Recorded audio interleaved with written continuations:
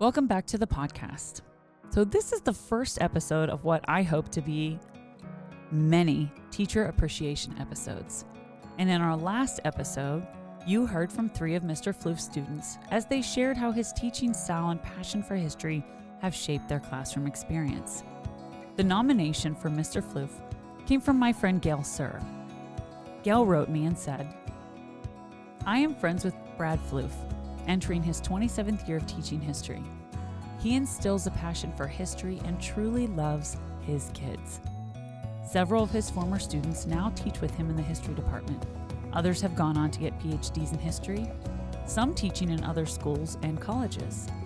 In his spare time, he has written books about Butler history, one about Butler citizens who served in the Civil War, and another about a famous murder that happened here. He is presently working on another book. All proceeds of his book sales go to the Butler Historical Society, where he serves as vice president. In his spare time, he runs historical war games with other history lovers and students. The guy has no biological children, but has poured his life into hundreds of kids in Butler. I know several of his former students who are attorneys with the DA's office. He remembers them. They run up to him on the sidewalk, and he is a Butler icon. I nominate Brad. So today, in part 2, we get to hear directly from Mr. Pflugh himself.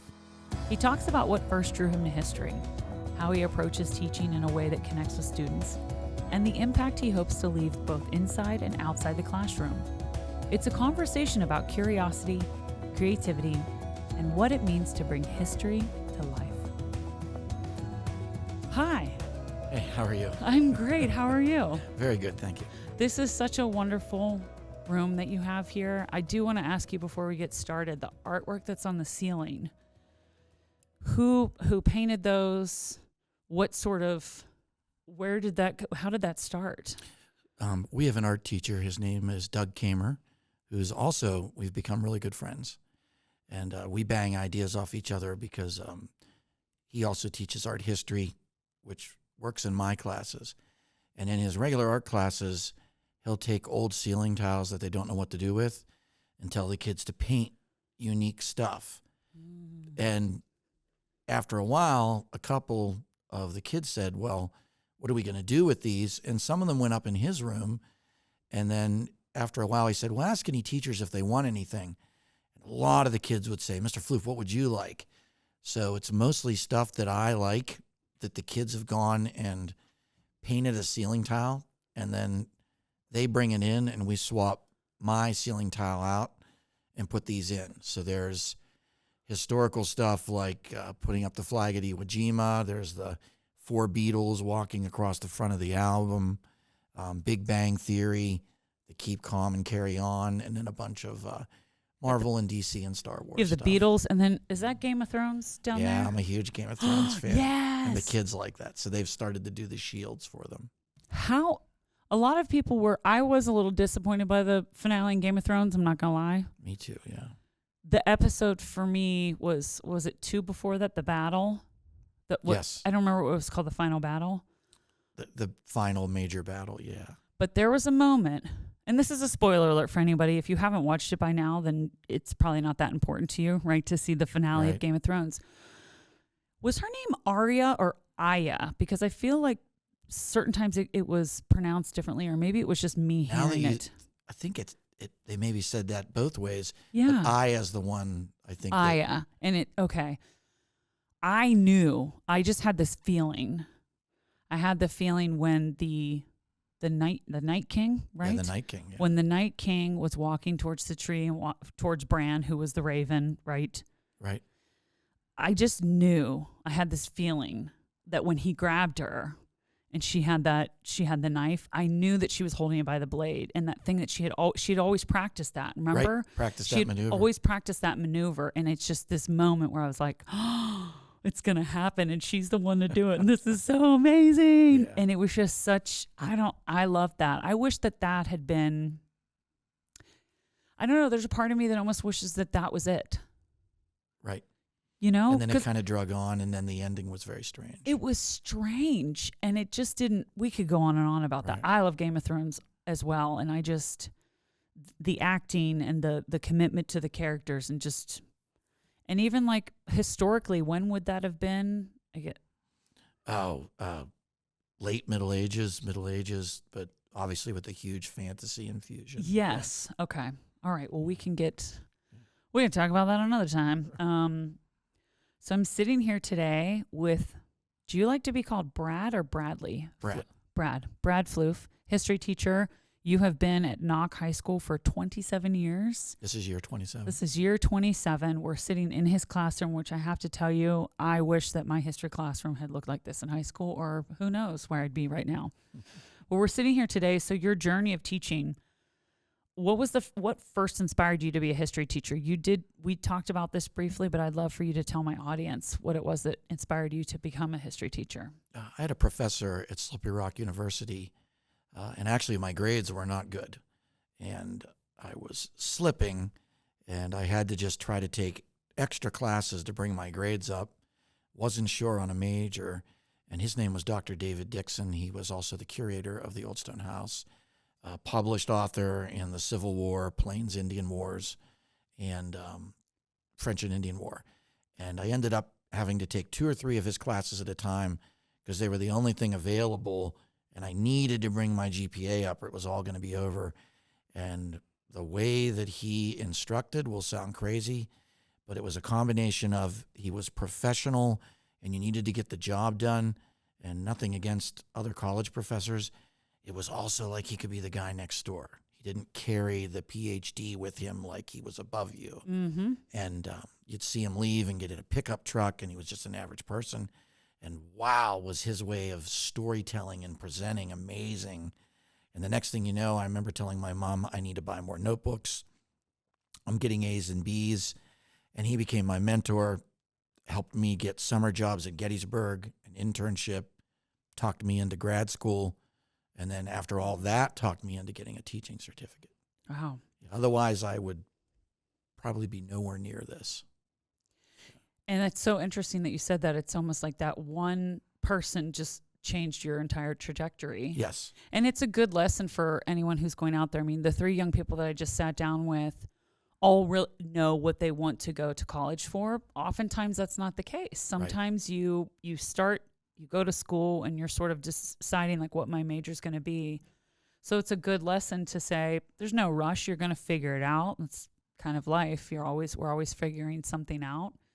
So as far as like your philosophy goes when teaching, what do you hope that students take away from your class just beyond like the dates and the facts? I try to stick with the main history that they need to know and then infuse personal moments that might only come about in a movie or like a TV show or something on the radio. And then that will often capture them and they'll want to learn more. And then you can get through the material that they really do need to know, but it's a little more dry. Yeah. Yeah. And then things that they can connect. Like if I'm giving an example back then, I'll also try to relate it to something that's going on now. Yeah. If you were to pick your favorite subject to teach, so you've taught early U.S. history, recent U.S. history, or you do, the Civil War, political science, if one of them was your favorite, which one would it be and why? My favorite thing right now is still my advanced European class and probably the Napoleonic era or World War II. And the reason I think I like those right now the most, I don't know them as well as I do the others. So I'm constantly adding things or pulling things away. It's still new, even though it's been 20-some years. Like something will pop up and I'll be like, oh, I got to put that in the PowerPoint, or I'm going to take the, or a kid will mention something. I'll be like, well, you know what, let's look up and see who that artist was. And there's so much to learn in Europe. It's impossible to know it all. I'm sure. And that's exciting to not know everything. Well, that's so cool though that students will come to you with something. And I'm not saying that other teachers aren't like this. Again, I've been out of school for, I graduated college in 2002. And I think it wasn't until my 30s I was like, I feel like I need to learn something. I feel like it's time for me to learn something because we should always be learning. But that's sort of what you do in those moments with them. If they come to you with something, your willingness to be like, hey, let's check it out. Let's Right. see what we can find. And that's what they all were communicating here. So your community connection, talk about the History Club, talk about Wreaths Across America. You've been doing that for how long have you been involved with Wreaths Across America? The Wreaths has been about 5 or 6 years, but for the last 24 years, we work with the American Legion, and the week before Memorial Day, right now we're up to, I think, 4 local cemeteries have us come with the veterans, and we put the flags out for Memorial Day. The Wreaths is a newer thing. Right now, the VFW is handling that. Okay. So it's the VFW with the Wreaths, and it's the Saxonburg American Legion that we do the Memorial Day stuff with. And obviously history is your passion, and it fell upon you. It's almost like you had a moment with your teacher. But why is it so important for you to connect to students with local history and service? I think a lot of students will go through the classroom, you do the book work, may or may not get a connection with the teacher, and then you go home. And when you get them out to a local site, like, it'll sound weird, but like the next thing coming up is in October, we're doing a haunted house at the Historical Society, and all the money we generate will help the Little Red Schoolhouse and the Cooper Cabin. The moment they're outside of the room and they're realizing that you're more than a cardboard cutout in the front of the room, and the next thing you know, they're helping you move furniture, and you're working with them to clean the porch, and you're working with them. You're no better or worse than them. And they come out of it feeling like they're part of something you are, and they get to meet people in the community that are may be important to them. Yes. You know? And then the next day when they come back, it's like a light went off, because they've seen you as more than the person up front that's in charge of the grade. They've seen your, I guess my words would be, they see your guard down. You're wearing a flannel, you've got jeans on, you've got tennis shoes. They've got a shovel with you, and they're helping clean the area around a grave. And everything just changes, and it's all great from there. That's wonderful. Yeah, it's important for young people also to feel appreciated Yes. and seen and heard, and that's what you're doing. So if you were to pick a moment, whether it was in the classroom or the community, that really made you step back and think, this is why I teach. Probably the first time we did Wreaths Across America, I had 20 or 30 kids up at the Saxonburg Cemetery. We were about to put 300 wreaths out. They bring a veteran from every branch of the service, and they come and lay a wreath on this hook. And then the VFW and the Legion bring 7 people, and they do a 21-gun salute. And I have 2 kids that will usually volunteer every year from Knock to play taps. And you can drop a pin. And when you look around at maybe 80, 90 members of the community that came to watch, our students standing shoulder to shoulder next to what's left of the World War II veterans and the Vietnam veterans, nobody's any better or worse than anybody else. Wow. And then everyone's shaking hands and getting along, and the kids are having a blast. The next thing you know, some community member pulls up in an SUV, opens up the back, and went to Dunkin' Donut and bought like 3 containers of coffee for everybody. And they're giving, it's just that's, those moments are like the best, you know. People showing up for everyone. Yep. Yeah. So beyond the classroom, obviously you've worked in Gettysburg. You did talk about your time at the Old Stone House. How did those experiences shape the way that you teach history today? It's one thing to talk about what you think happened in the 1830s. It's another thing to have been the assistant curator at the Old Stone House and have built fires in the fireplace, cleaned up the stone, had to repair the doors, and learned every item there. So in the middle of a talk about maybe early 19th century, early American history, you can actually bring in what it's like because you worked in the house. And it's one thing in my Civil War class to teach about what it's like to be behind a stone wall on a battlefield. It's another thing to tell it from the perspective, oh, by the way, I was there and I was behind that. And you would never believe how horrible it is to get up Little Round Top, because I've been on Little Round Top. So being at those sites, and And I think the kids can tell that you've been there because they feel it, and then they want to go. And next thing you know, it's the end of the year, and you're getting an email from a parent on, hey, I want to take my son or my daughter. They're really worked up about it now. Can you send them home with some maps? And and a lot of the kids, we do a charity bus tour through the Historical Society every June. This year is going to be Antietam. And I'll bet you I get 10 or 11 of these kids with their parents to go on the bus tour with me. That's awesome. Fun, yeah, absolutely. Okay, so challenges. History has changed obviously over the decades that you've been teaching. How have you adapted to keeping students engaged with all of the things that are happening in real time, but then also still? It's the phone is the biggest objective. Trying to get them away from social media and the cell phone. And it's kind of funny what the last month or two, I think, dozens of PA schools, I could be wrong on this, I think Seneca and Freeport have both banned cell phones. I think I did hear that recently, yes. Yeah. And I don't know if our local state has passed this or not, but I know within the last month or two they're looking at passing bills. That's the biggest thing, having them want to listen to you and believe in you versus the immediate answer. And why do I need to learn about the bubonic plague when I could Wikipedia it? And if you're not, and I'm not saying I am, but if you're not vibrant and on it and finding ways to make them laugh and have fun, that phone's hard to compete with. Yeah. And the other big thing is probably avoiding the current and the last 10 to 12 years of politics.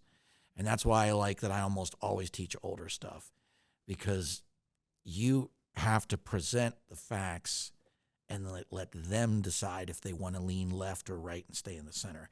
Give them the ammo to make their decisions. And the one nice thing, because I teach a lot of earlier history, I don't got to worry about that. But they can look at that stuff and you hear them say, well, isn't that what Biden did, or isn't that what Trump's doing now? And I'm like, hey, I'm just telling you what happened. Now you make your own decision. Yeah, that has to be hard, especially with, we also have AI now. Yes. So there's all this chat GBT, and I know that a lot of teachers have access to programs where it can sort of tell you, but it's true. Sometimes, a lot of times kids they want to just get through it. They just want to get done with it.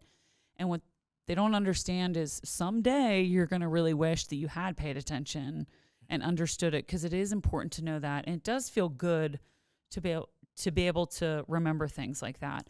I've been talking to these 3 students that were here today, Olivia, Kaylee, and Tobias, how I could just tell that they wanted to be here, that they want to be a part of this. They want to be a part of, all this stuff through the Historical Society and the Wreaths Across America.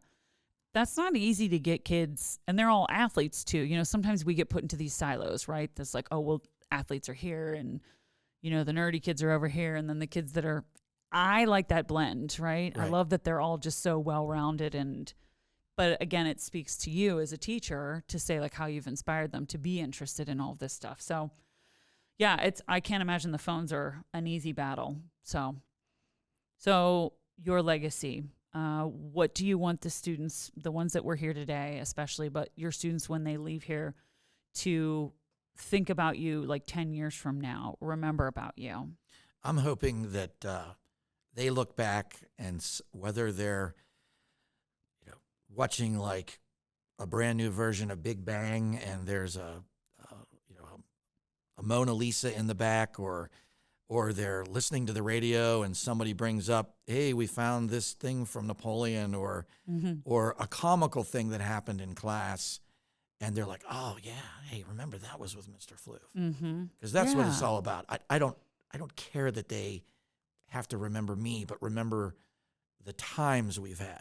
Yes. Because the first 5 minutes of class while I'm taking roll, there's a lot of banter and teasing and having fun. And the coolest part is they know when I say, all right, here we go, it's to work. And then the last few minutes, it's a balance of, they tell you you can't be too easy, but you can't be too tough. You can't be their friends, but you also don't want to be a nasty boss. and it's a roller coaster to ride. Yeah, I'm sure. And it's enjoyable to attempt to get it down to where you're mine for this time, but when we're not, you can talk to me about things and things can work out, and I'll help you with, you know, reference letters or calling somewhere for a job, but then we got to get back to work after that. And Yes. these three are very, very good at that. Yeah. They were great. So, personal spark. Was there a particular teacher? Now, we talked about this. What got you into history? So, let me think. I'm going to change this up a little bit. I'm going to skip that one because you pretty much already gave me that. What's the most unexpected question that a student has ever asked you in class? I would say when Biden got elected, and we live in a more conservative school district for sure, kids saying the election was rigged, right? And then you could see other kids across the room that were parents were in the other party saying, wanting to fight over it, depending on what I said. And then a large group of people in the middle that either really could care less or were like, oh boy, where's this going to go? Yes. And trying to navigate that and say, well, the only way we're going to know is we're going to have hearings on this, and there's going to be, I don't know if you would call them trials or in all these states, and then we'll see what the answer is, because a lot of those judges that are going to make decisions are conservative, and a lot of them are liberal. Yeah. Are they going to be biased? Yeah. So are we going to see all the conservatives say he's right and the election was rigged, or the liberals going to? And I said, we've got to see what they say. And I said, and after that, you may still think there's a cover-up. I said, that's your right. I said, unfortunately, my goal is not to give you an opinion on Trump or Biden or Harris or Reagan or Bush. My goal is to get you through AP Euro today. Yeah. You're like, so, that's where we're going today. Yeah. But I am glad that you're interested in that. Yes. And then I'll always leave with, please don't watch MSNBC for all your answers. Yeah. And don't watch Fox for all your answers. Yeah. Watch both. And then find something in the middle. And by the way, people are going to tell you that those middle places are also left and right. Make a wide breath and take a step, especially the phone, because anybody can go up and modify a Wikipedia page in minutes. Absolutely. And it's hard because there's so much misinformation out there. And there's an app that I use called All Sides.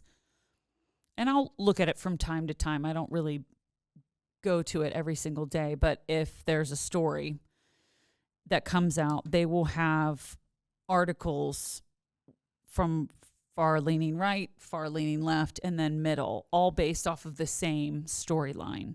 And what's interesting to me every single time is just the headline, how different the headline is and how that is clickbait in itself.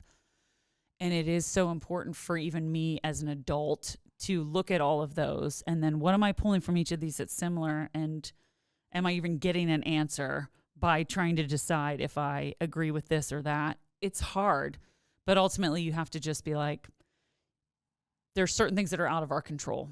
Right. And especially when it comes to politics, there's so much that's like, all you really can do is go out and vote. Like, that's who we are as common citizens. That's all we can do, unless you want to get involved in politics, which I don't. No, me either. So I'm not doing that, but that's kind of it, right? Yeah. Okay. So your storytelling style.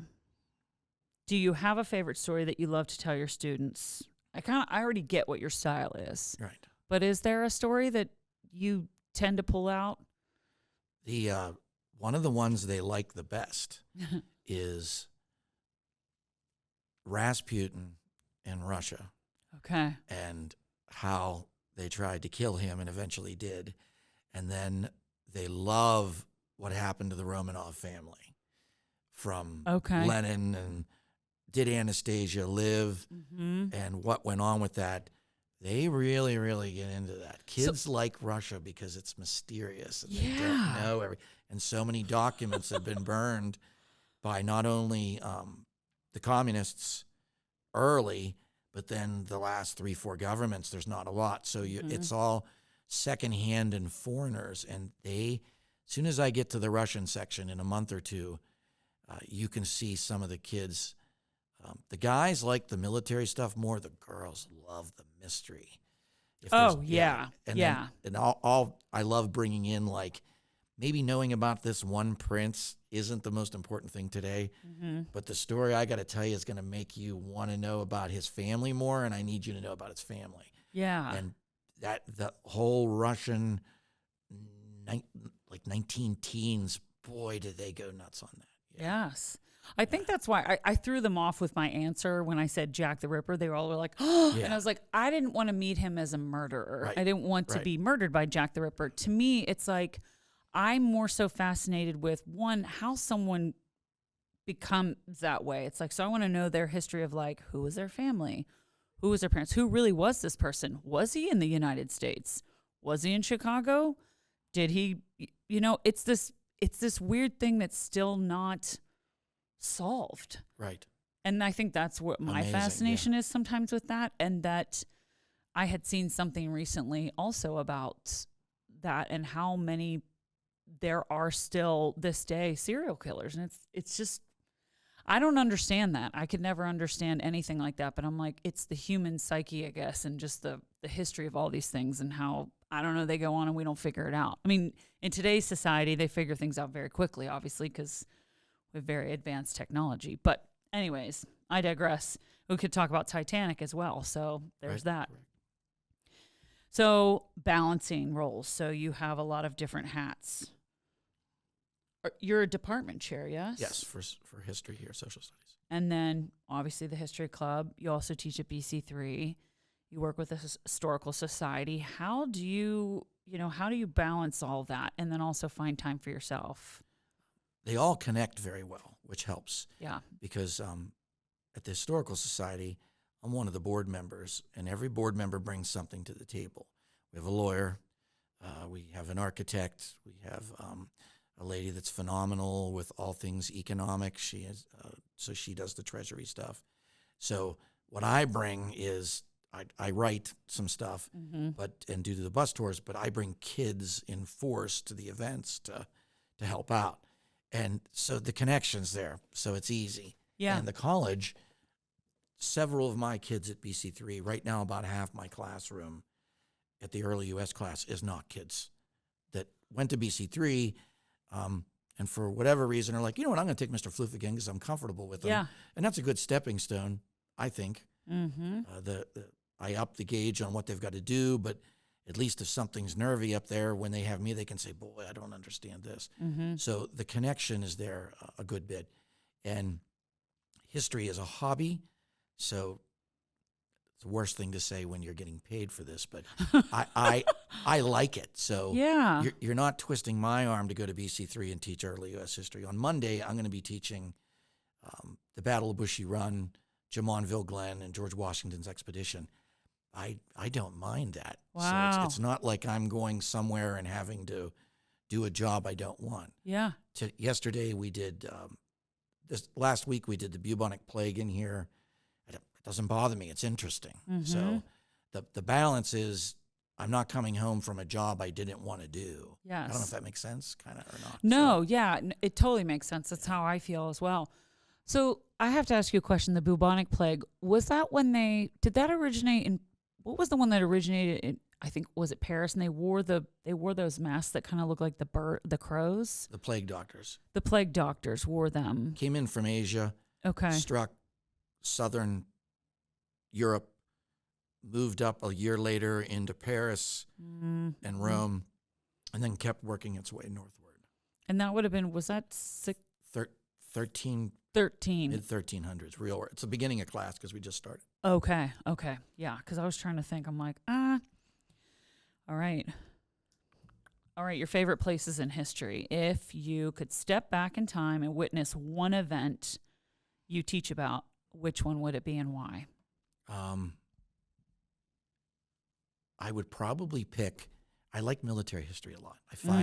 I think people think it's just people killing people, but you can take the strategy of what it takes, and I tell the kids this, to organize an army and make it work efficiently, and that totally applies to your everyday life.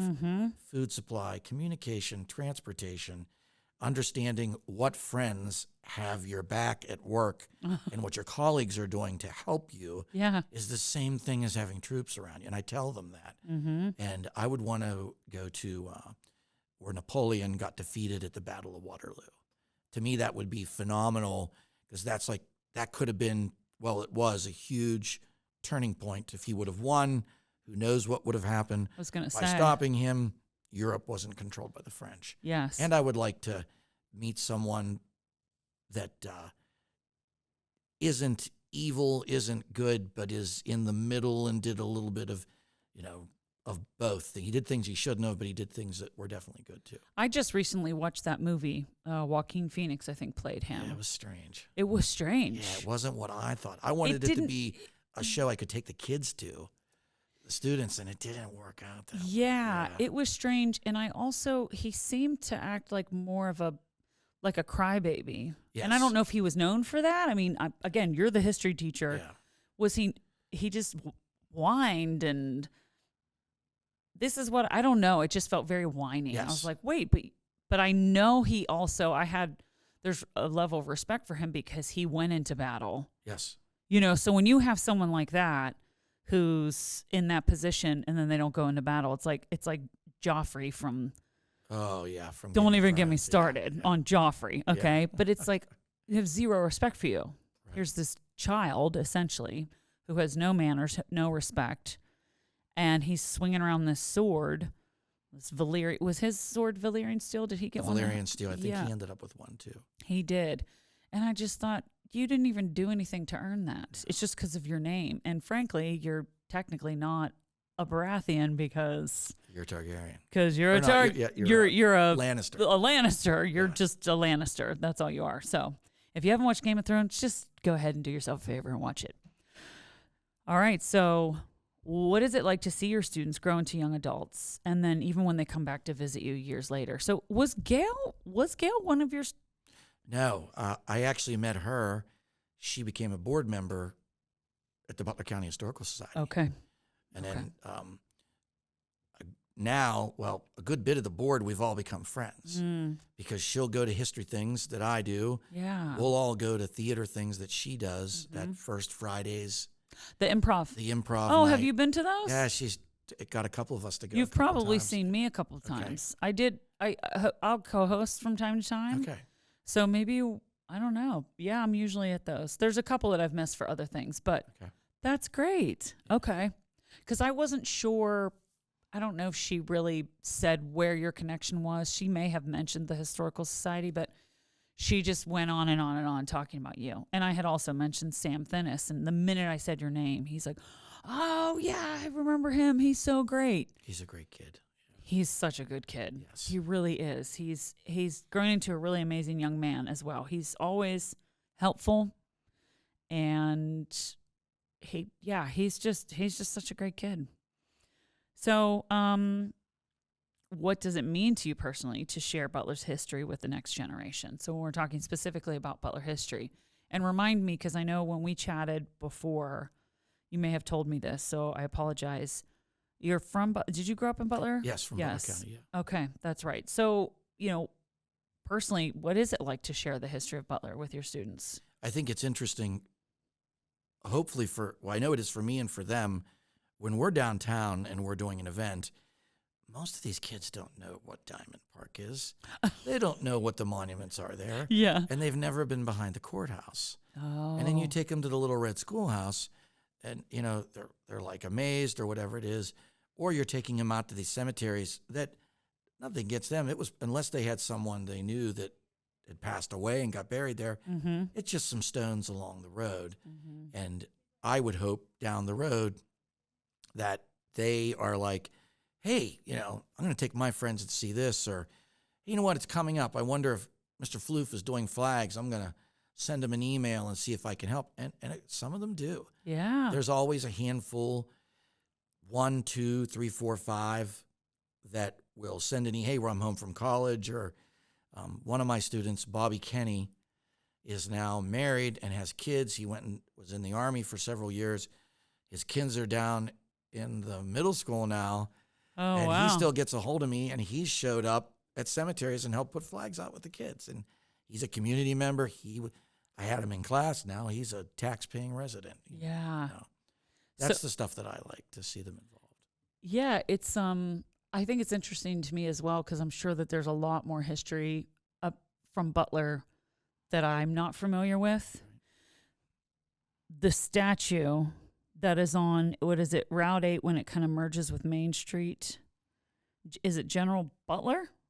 There's one of the guy on the horse? Yeah. Is that what you're thinking? Yes. That's a standard Western statue that's been done like all over. Got it. It doesn't have specific It doesn't have a specific significance to Butler. It's actually a little interesting that it's there. Yeah. The main things that deal with Butler are the stuff across from the courthouse. Yeah. There's a Civil War, a World War II.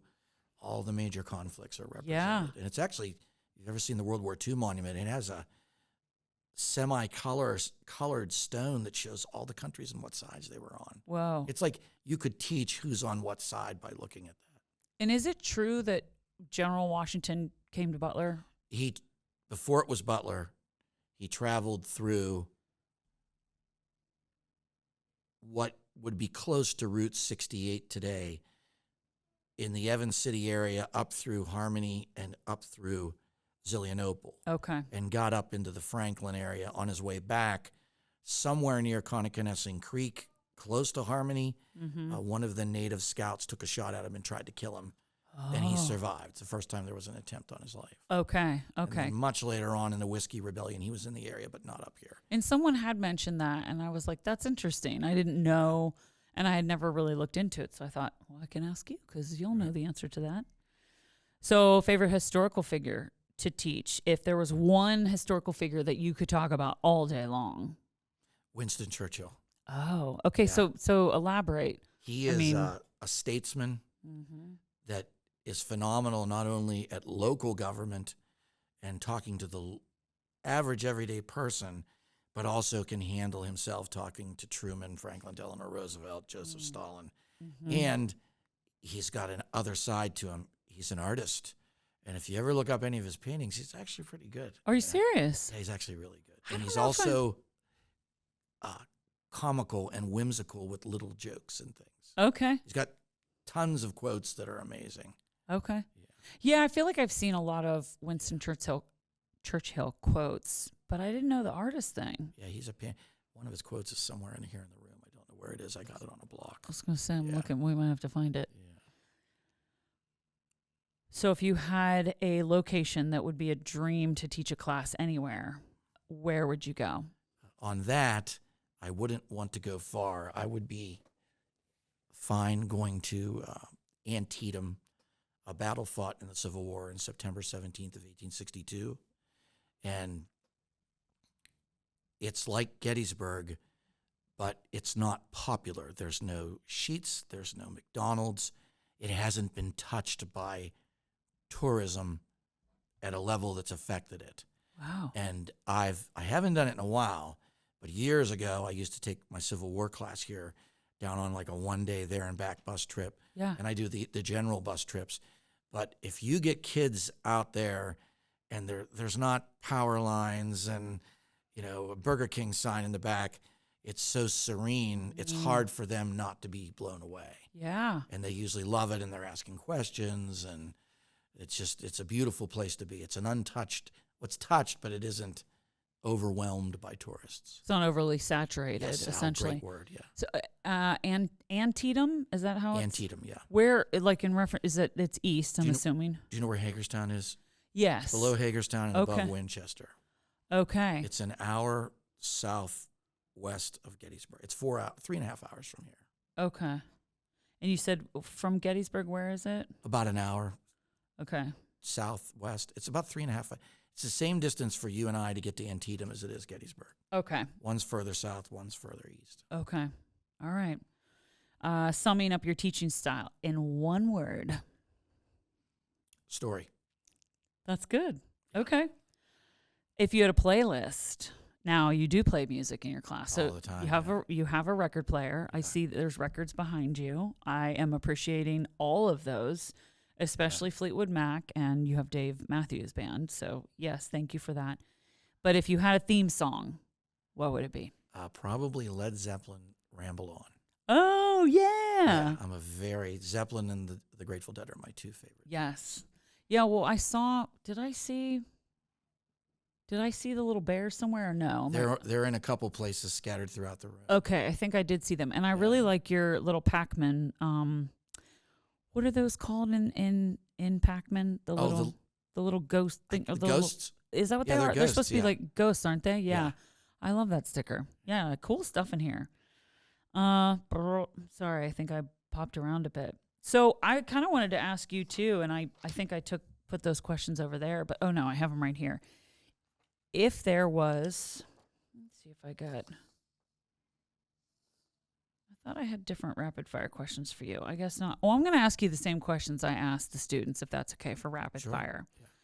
Favorite historical figure to have lunch with? Any person in history, who would it be? Napoleon.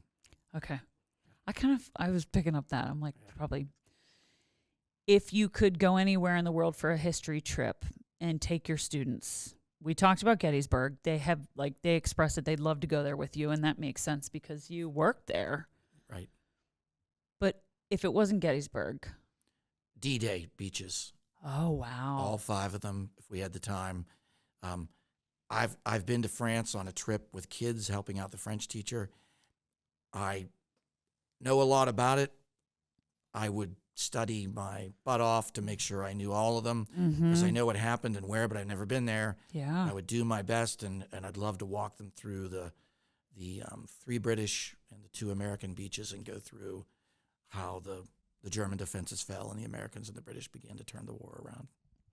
So a side question here, because it just kind of popped in my head, and I was thinking about this the other day when I was reading the book. I was telling you about the Red Clay Ashes I'm going to read by Julie Tolba. She's the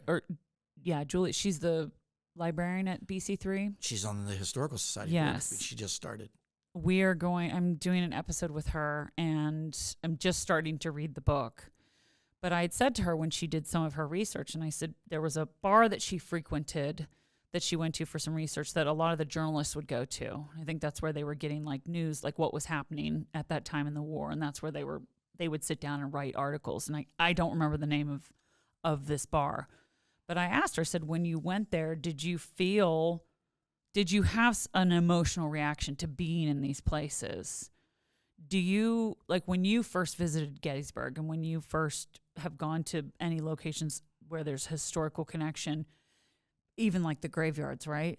Do you get like an emotional, thinking about having the knowledge of what happened in those places? Gettysburg for sure. The first time I went there, my professor, Dr. Dixon, took our Civil War Slippery Rock University class, and he dumped us off at Lee's Monument on Pickett's Charge, and he drove to the Union side, and he said, "I'll see you over there." And I said, "Dr. Dixon, it's 3/4 of a mile through these fields." He goes, "You need to understand what happened." And what he was trying to teach me was, if you've ever been to Gettysburg at Pickett's Charge, if you're looking from the Confederate to the Union side, it looks like it's just fields. But there's actually rolling hills, and you lose sight of people twice. And when he taught us the lesson, he's like, yeah, there's parts where you're out there and the Union couldn't hit the Confederates. And we're all like, what do you mean? He said, there's these low-lying swales in the ground. And we're like, what are you talking about? And then you get out there and you're in the middle of one and you're like, wow, I can't see anything. And then you're thinking 13,000 people went through here and 6,000 didn't come back. And I'm standing on that. You know? And then it was a hot day, and you're complaining about your life, and you're realizing these guys had 15-pound gun, 20 pounds of gear, and all wool on, and here I am whining because I forgot my 7-Up. Yeah, right. I'm trying to crawl over a split rail fence, and I'm like, I'll be fine. Yeah, the perspective of it is interesting. There's actually that scene in Remember the Titans where he takes them to Gettysburg. Oh, yes. And I really love that part when he makes them get up early in the morning and run. And it's good perspective. Right. It's a good reminder, I think, for all of us whenever we're, like you said, our first world problems sometimes. Well, where's my 7-Up or where's... I forgot my cell phone or... Yeah. You'll be fine. Yeah, you'll be fine. I was thinking about this. I wish we could have like a national holiday where it's like no cell phones. Yeah. For a day. Just imagine what it would be like if you didn't have your phone for a day. Just to let it go. And you spent time with family and friends and you just went out. I mean, we grew up that way. We didn't have phones. It got dark, I came home, like Right. that's.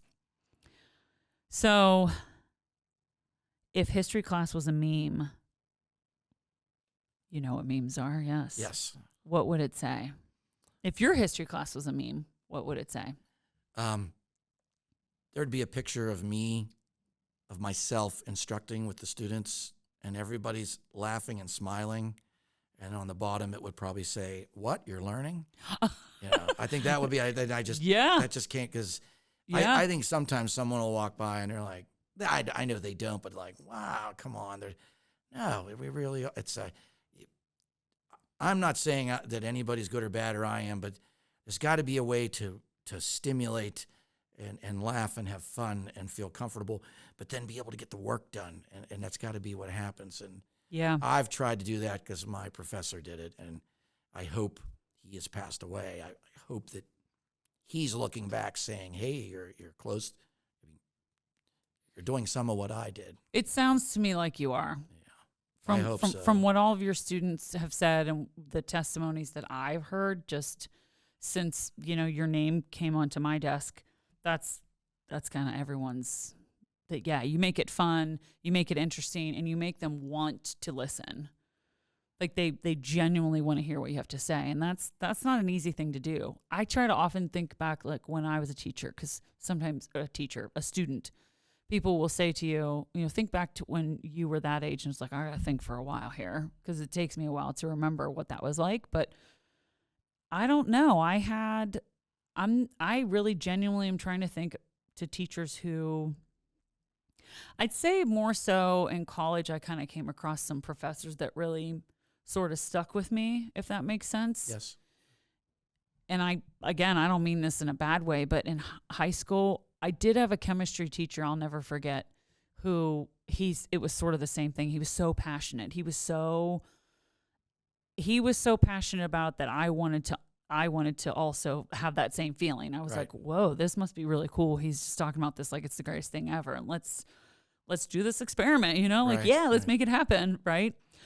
But I don't know. I think that what you're doing here, and again, I'm just so amazed where we are right now and with everything that's going on and how you're able to really balance and hear the kids out and talk to them and make them want to go out into the community. I think that's the biggest part of this whole thing of sitting down with you. And that's why I wanted to sit down with you, is knowing that you've made such a huge impact on them that they want to go out and make a difference. And they want to sit and talk to veterans. Like, that's not a typical thing for teenagers. I agree. It's just not. It's really special. It's really extraordinary that, even when Olivia was saying that was one of her favorite things of going out and being involved is being able to hear their stories and the amount of respect that they have for them. That's also a testament to their parents, right? Yes, as well, their families as well. Great. So I do want to say that. Great home life. But that's also, NOC is very much a community. Yes. Saxon, it's a community.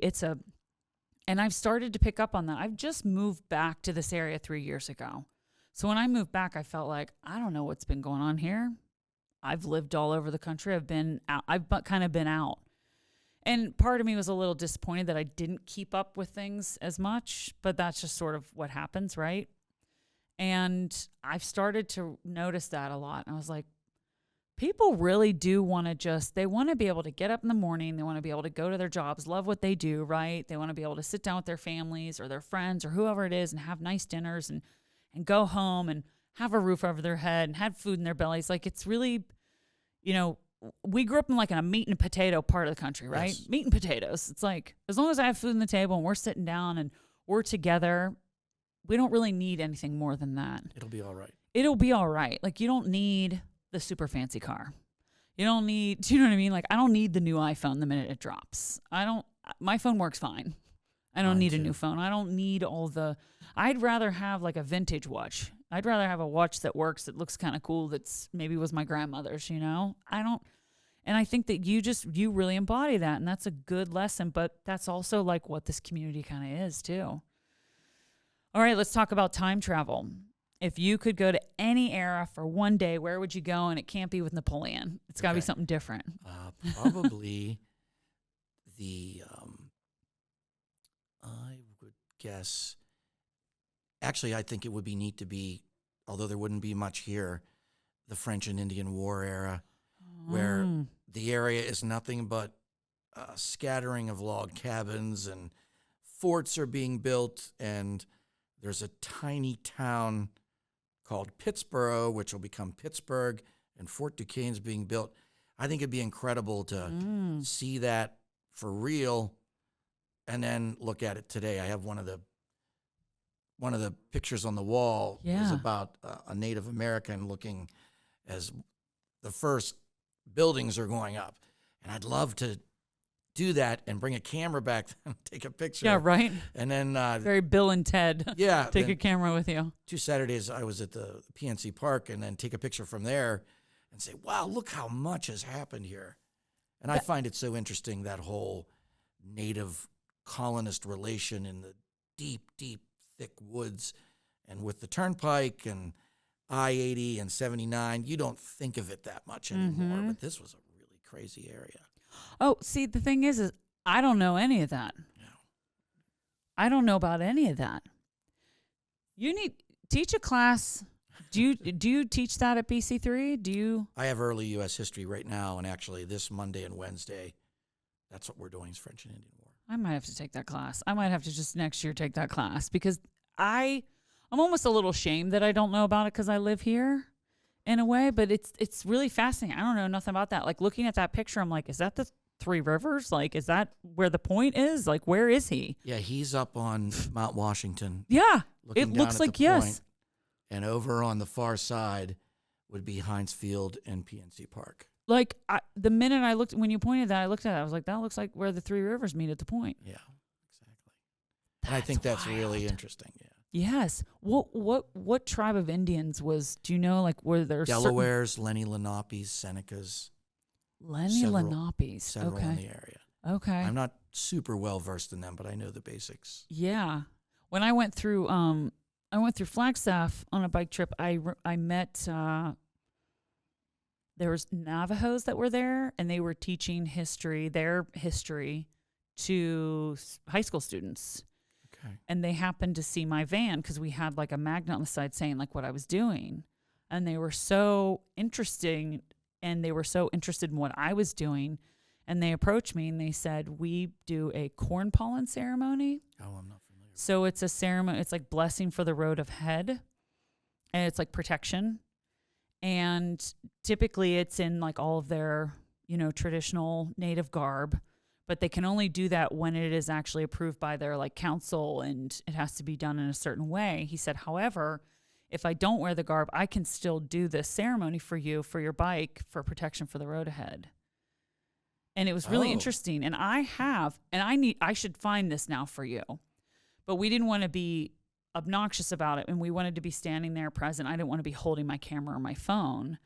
But we sat the GoPro in the grass while he kind of did it, and he went through all this stuff, and he like walked around my bike, and he did all this stuff, and he did stuff like he had this bag of this like corn pollen. That's really neat. And he did it in there. I have a photo where there was some on my gloves, my bike gloves, and some on my saddle. And I took a photo of that and then went through the Hopi Cultural Center. We stayed there. And we were still in Arizona. I never got to the Four Corners. I was kind of south of there. Okay. Stayed at the Hopi Cultural Center. And as we were leaving, we met some gentlemen that were part of that tribe. And a lot of the hotels, like if we did stop and stay at a hotel, we were mostly hosted in certain places. But there's like tribal fees when you stay because you're on their land. We were on a lot of like tribal land where we went through. So if we stayed at like a Days Inn, which they have, it's like run by them, and there's like these fees that you have to pay that goes towards the land or whatever. It was just interesting. But we stayed at the Hopi Cultural Center. When we were leaving, they had made me this little woven basket. I still have it. It's this little tiny like dish almost that they made. That's really cool. And he gave me bear root, and he gave me this little like kind of token. I don't know what it was. It almost looks like charcoal, right? But then they painted on, they put feathers on it, and it was like a little protector thing. I can't remember what it was called, but we hung it from the van's like rear view mirror, the sag that was following. But the bear root, he said to me, he said, there will be a lot of negative energy on the road ahead. So if at any point you come across negative energy, take some of the bear root, and this looks like twigs, right? Okay. And he's like, you kind of chew it and then you spit it out into your hands. And then you kind of take the essence of that and you sort of just, it's like a protection. And it's just something they believe in, right? Yeah. Well, wouldn't you know? Something happened. We left there, and I would usually do about 35 miles to warm up, and then we'd stop, and I'd eat like a second breakfast, and we'd refuel the van or whatever we had to do. And we get to this gas station, and this guy pulled up next to me in this truck, and he like revved his engine, and I was leaning over checking my tire pressure on my bike, and he revved it, but his tailpipe was right next to me when he did it. And the minute he did it, I almost felt like all the joy and all the positivity and all the like strength just got immediately sucked out of my body, like almost instantaneously. I started crying, like uncontrollably crying. And my friend who was driving my support vehicle came out, and she saw me, and I was so upset. It just happened so quickly. And she's like, quick, grab the bear root. She's like, we need the bear root. And we started laughing, but we did it. And it kind of gave us this moment to like calm down. And whether it's meant to like, whether you believe it or not, it gave me a moment to breathe and kind of recenter and be like, okay, whatever that was had nothing to do with me. That person was mad because I was there. I'm not sure why. It was just really interesting meeting these people. And we also had burgers at the Hopi Culture Center that were made with this blue corn meal. Oh, wow. So the buns were blue. Okay. So I don't know. Like these were just little tiny snippets of things that happened. That make it all come together. Yeah. It's just, there's so much in this country. But just thinking about where we are right now and all the stuff you're talking about, I'm like, what? It would be cool to be in this spot. I'm sure if we were in this spot right now in, I don't know, what pick a date. Would you do? 1750s would be right in the middle of the French and Indian War. We would just be like in a field? Thick forest. Oh, wow. Really thick, where the trees are so huge, all the small vegetation has died out, and there's a giant canopy. And sometimes so dark you'd need a torch or a lantern to get to Are it. you serious? Only like up at Cook's Forest, there's a stand of that's what this all was like in the beginning. A good bit of it, yeah. Some rough fields and scrub brush, too. Yeah. A lot of it really, really thick forest. No, I went to the History Museum, or the museum recently, Carnegie Museum, and there's a lot of history on this area too, and they were talking about that, and even the the animals that we had here. I was trying to think what I saw that really surprised me, and maybe it was all the way back to like prehistoric times, like even that, thinking about dinosaurs that were here. Do you ever do anything with like nothing that far back? Okay. No. French and Indian's about as I was going to say, how far back do you go? Yeah. Okay, French and Indian. But it's really fascinating to think about that, like a canopy of trees, like where we're at right now. Yes. That's cool. If you had to pick the Revolutionary War or the Civil War, I asked the students this, they picked Revolutionary War. Or would there be another war? Civil War. It's what I started with. Yeah. It's what my professor got me hooked on with at first. And I've done a lot of my research and writing, and I just think it's phenomenal to watch. Not that it's not enjoyable, but it's unbelievable that a nation that can be so united. Mm-hmm. And I tell this at the beginning of the high school and the college class, because I teach Civil War elective at the college every spring, and I teach Civil War here. I tell them the lesson is we're this great nation that's completely together, and somehow we go down this path where extremists have us so divided, and we feel like if I don't belong to one or the other, and if I don't hate everything the other side does and love and find a way to rationalize why everything my side does is right, I'm done for. And then it turns into everybody does that. There's a horrible war, and it takes that war to bring the nation back together. And then I stay out of current politics, but I do tell them that's the biggest lesson you should be looking at now for this class. Watch how the first month we're going to take a nation that's united from Thomas Jefferson, James Madison, and Monroe, and get to a point where there's ultra political hatred and everybody's blaming each other. And what can we do? Not picking either side, because I will let out that I tell them it's both sides. You know, what can we do to not let that happen again? Yes. And what's being done to you to make you have to fit into a mold? And why can't you make your own mold? You know. Yeah. And I bring that up with making sure, you know, I don't want the kid going home and saying, well, you know, Mr. Pflugh says I should be a because I don't pick on anybody. I tell the bad and the good, and I never get anywhere near our time period here, so I'm pretty safe. That's good. Yeah, it's hard. I mean, it's definitely a hard thing to navigate, and you do a really good job of letting them speak. Yeah. And I think sometimes too, it is important for us to encourage them to have civil conversations.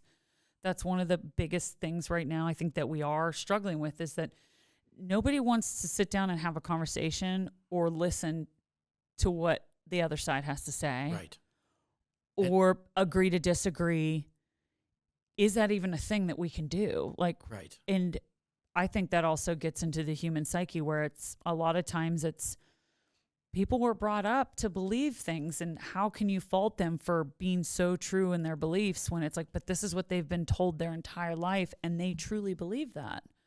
I agree, and yeah, I think for me and my colleagues here, the thing that we get worried about now is, for 24 years, I've talked about the area called the Ukraine, and what has happened there for 24 years, way before anybody thought what is happening now.